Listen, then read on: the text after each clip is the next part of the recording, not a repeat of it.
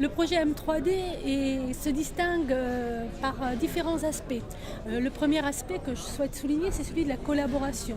Une collaboration véritablement internationale au niveau des experts et du porteur du projet, le CIEP, mais aussi l'Université du Québec à Montréal et la Haute École pédagogique du canton de Vaud à Lausanne, mais collaborative dans sa construction, c'est-à-dire que c'est un projet qui n'est pas un projet importé dans le fantasme d'une application simpliste de ce qui a pu fonctionner par ailleurs, mais bien un projet qui sera construit avec les enseignants, avec les décideurs locaux, de façon à ce qu'il soit adapté, contextualisé aux besoins de la Tunisie.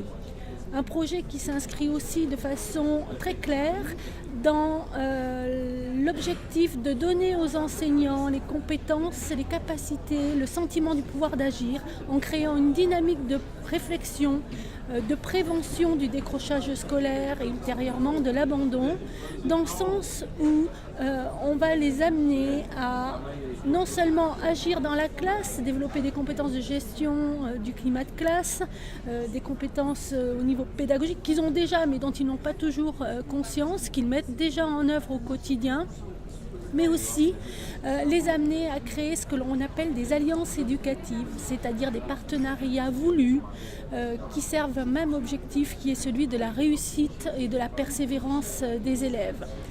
Alliances éducatives qui vont permettre de prendre en compte les besoins des élèves dans leur globalité, que ce soit au niveau de la classe, mais aussi en termes de compétences sociales, émotionnelles, et qui ne se centrent pas uniquement sur les savoirs académiques, car on le sait bien, le support de l'apprentissage et d'un rapport au savoir réussi, c'est aussi le sentiment d'efficacité personnelle et l'estime de soi que l'on pourra être amené à développer chez les élèves les plus en difficulté. Bonjour tout le monde, c'est Dr Miri Imen, je fais partie de l'équipe CIEP en tant qu'expert. J'interviens en qualité de neuropsychologue par rapport aux troubles d'apprentissage. C'est une question qui est vraiment au cœur de plusieurs problématiques depuis quelques années en Tunisie. C'est des enfants qui sont en difficulté scolaire et qui pourraient justement être une des causes de décrochage, voire d'abandon scolaire. C'est une problématique qui est de plus en plus demandées par les parents, c'est des questions aussi qui sont demandées par rapport aux enseignants et il fallait trouver le moyen pour pouvoir repérer ces enfants à temps et que ce soit dans le domaine médical mais surtout repérer au niveau au sein de l'école le rôle de l'enseignant et de l'équipe éducative en général par rapport à ces enfants-là, comment les repérer à temps.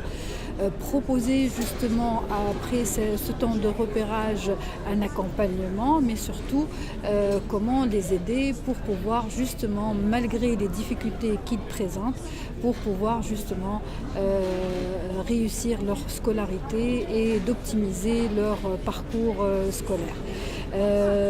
À travers justement le projet de troubles spécifiques des apprentissages, ça aussi, ça permet aussi de finalement de voir un petit peu et de faire le brassage de toutes les difficultés scolaires auxquelles peut être rencontré l'enfant.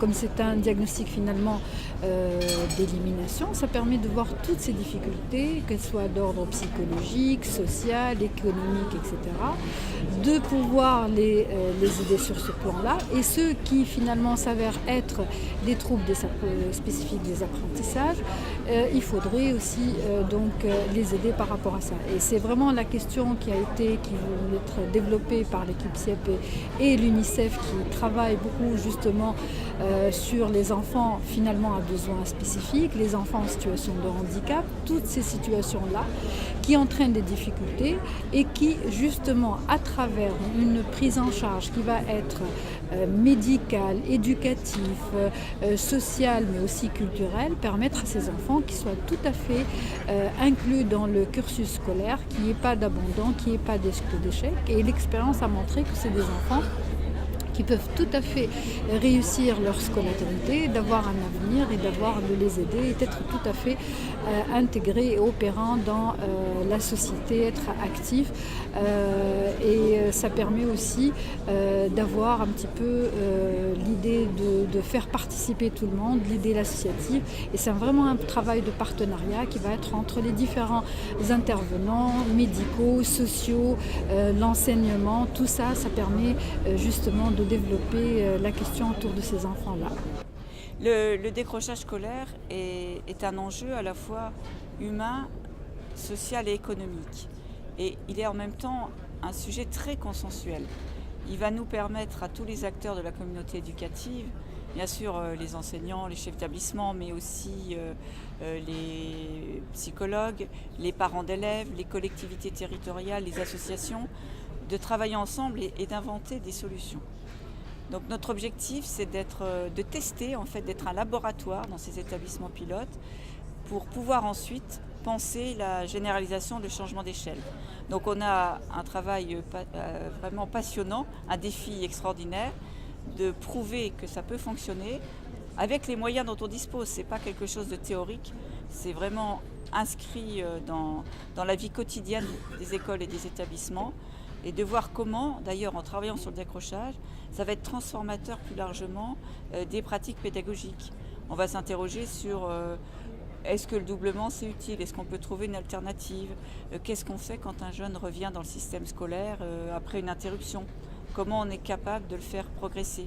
Et quelque part, comment on accompagne finalement chaque parcours de jeune en étant capable à la fois de faire du collectif et puis du différencié de l'individuel.